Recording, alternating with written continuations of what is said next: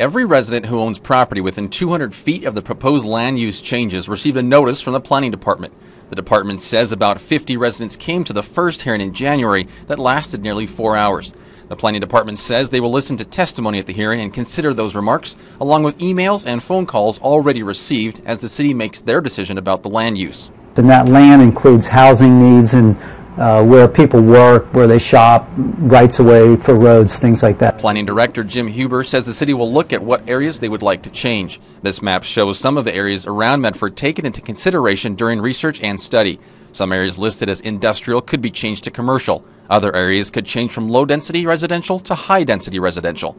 Residents say they are worried about negative impacts like increased traffic, upgrades of public roads, overcrowded schools, and sewer and water systems.